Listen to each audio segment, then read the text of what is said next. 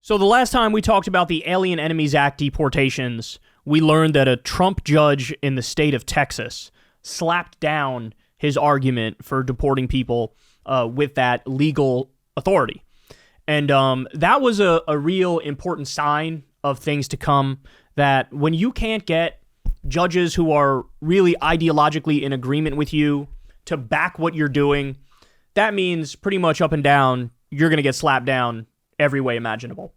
Left-wing judges, right-wing judges, centrist judges, they're all saying the same thing, that your legal arguments here are absolute trash and you have to stop immediately.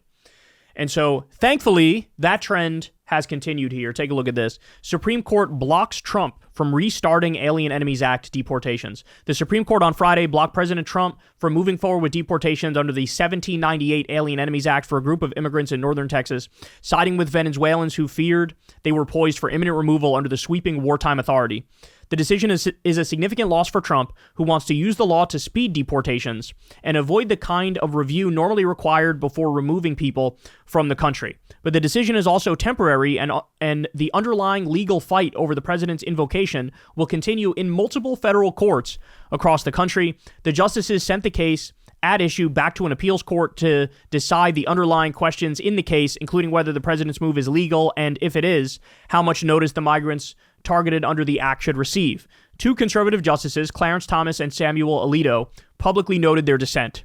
So that's important to point out too, is that in the previous case, remember it was over Kilmar Abrego Garcia and him being deported in error.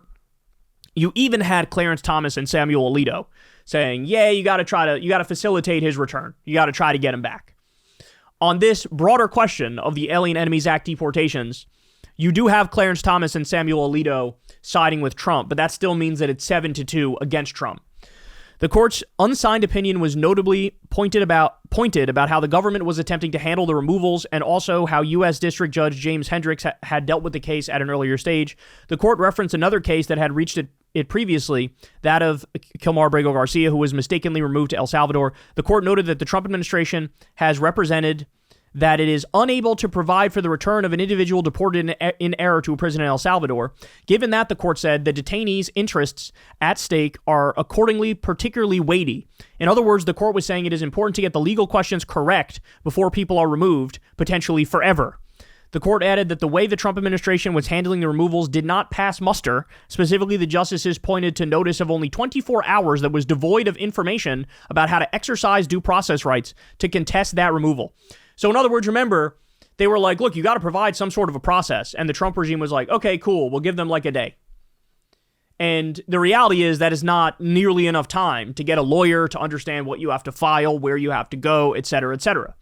So they were just trying to find a loophole. Oh, yeah, we'll give them a process. And then they give them like the hardest process possible to navigate because they want to get them out of here quickly. The Supreme Court sent the case back to the New Orleans-based Fifth U.S. Circuit Court of Appeals for further review, saying in its order that the appeals court erred in dismissing the detainee's appeal. Today's ruling effectively extends the temporary freeze that the justices put on Alien Enemies Act removals from the Northern District of Texas back on April 19th, said Steve Vladeck, CNN Supreme Court analyst and professor at Georgetown Law, because lower courts have blocked use of the act in every other district in which the president has sought to invoke it. That means it's effectively pausing all removals under the act until the Fifth Circuit and presumably the Supreme Court itself conclusively resolves whether they're legal and how much process is due if so. So, in other words, you have all these different cases in all these different states that are coming up, and they appear pretty unanimous that they're like, yeah, you can't really do this. And so now they're pausing all of the deportations for the Fifth Circuit Court to rule on it, but then also presumably for the Supreme Court to rule on the merits of the case. So this is kind of a big deal. Now, at the same time, we keep fearing the same thing. Well, what if he just blows them off again? What if he's just like, yeah, I disagree, and he keeps going? That's effectively what he did with Kilmar Abrego Garcia. He did not try to facilitate his return in any way, shape, or form, right? And so there's been a number of court cases that they just basically swat aside. They're disobeying court orders. And the question is, how do you deal with that, right? I floated the idea of maybe fining and freezing the bank accounts of the DHS foot soldiers who are doing these illegal deportations, which are really just kidnappings and human traffickings. That's what I floated. I think that's probably the best way to try to force their hand here. But as we all know, there's really no court enforcement mechanism. There are no judicial police who can see their orders through. The U.S. Marshals can, but the U.S. Marshals are under the executive branch, and who runs the executive branch?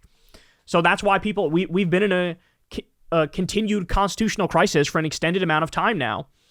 But the court, absolutely, they are saying the things they should be saying. They are coming to the proper decisions that they should be coming to. Because the flimsy legal rationale was abysmally stupid and offensively wrong. I mean, this law has only been invoked during actual wartime. And what Trump did is he invoked it as if we're at war with Venezuela. We're not. As if we're at war with Tren de Aragua. We're not. And then furthermore, the people who they claim are Tren de Aragua are not even Tren de Aragua. It falls apart on the facts of it as well. Never mind just the theory and the concept of what they think they're doing. So, the Supreme Court basically weighing in here, and I do think that it'll be a massive uphill climb if these decisions are going to go in Trump's direction. If they do at all go in Trump's direction, it's literally only because the court knows he's not going to abide by the ruling and they want to keep their legitimacy for a post-Trump era. That would be the only reason they would ever rule with him on these sorts of things. But, so here we have the courts basically doing the right thing, and look at his reaction. So he re-truthed this on Truth Social. The Supreme Court still has an illegal injunction on the President of the United States, preventing him from commanding military operations to expel these foreign terrorists. Notice the language. These aren't foreign terrorists. You just completely and utterly made that up. And these aren't military operations.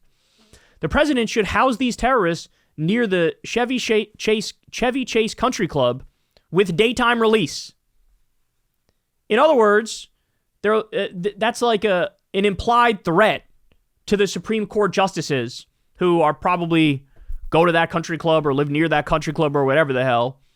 They're saying, hey, maybe you should be attacked by immigrant thugs because of how you ruled in this case. He reposted this. I think we're just getting warmed up, y'all. I think we're just getting started. We know how this man acts. We know that, and this is where the court fucked up originally, is they felt like, hey, if we give him an inch, he'll be happy with that inch, and then he'll be more likely to listen to us when we draw lines. Wrong. You got it exactly backwards. You gave him an inch, and he wants to take a mile. And now John Roberts looks stupid, because John Roberts said, hey, whatever the president does, as long as he views it as an official act, that cannot be criminal. That's what John Roberts did, effectively giving this guy total immunity. Because obviously, whatever he does, he's always going to turn around and say, oh, no, I just did that because it was an official act. I wasn't doing it for me. Even like the fucking $400 million Qatari plane that he wants to take, even though that's clearly for him, he'll just lie and say, no, this was an official act as president that I wanted to do it. And so you gave him a massive loophole where he doesn't have to abide by the law. And now it's coming back to bite you in the ass. And so they never should have ruled that way in that case. It was such a bad ruling. When I read the initial thing, I didn't even truly fully grasp how horrible a decision it was, because I thought there's no way that this is what they're actually saying. Well, it is. It is. Anything he thinks is official, he can get away with. So obviously Trump is he could keep doing what he wants and then say, well, I'm just doing what I think is official. So can't be criminal, right? Can't be criminal. You're not going to impeach me because you need to get a lot of Republicans to cross over, and they're total bitches who are going to bend the knee to me forever. So here he is, threatening Supreme Court justices because they're doing their job. And all I'll say is this: all these courts, they need to keep being as clear as can be, as direct as they can be, and don't let him intimidate you. I know we've probably had, judges all over this country be threatened because of the mob that he riles up. But as I said, when you give him an inch, he takes a mile. Don't give him an inch. Don't give him a centimeter. Don't give him a millimeter. Don't give him a fraction of a millimeter. If anything, the exact opposite. Slap him down in every imaginable way. Hey, y'all, do me a favor and like and subscribe. It helps out big time in the algorithm. Click the bell as well for notifications when videos drop, and watch that video on screen right now. You know you want to.